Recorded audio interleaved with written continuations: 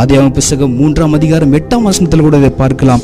பகலில் குளிர்ச்சியான வேளையில தோட்டத்தில் உலாவுகிற தேவனுடைய கர்த்தருடைய சத்தத்தை அவர்கள் கேட்டார்கள். அப்பொழுது ஆதாமும் அவன் மனைவியும் தேவனாகிய கர்த்தருடைய சந்நிதிக்கு விலகி, நல்லா கவனித்துக் கொள்ளுங்க, தேவனுடைய சந்நிதிக்கு விலகி தோட்டத்துக்குள்ளே விருட்சங்களுக்குள்ளே ஒளிந்து கொண்டார்கள்.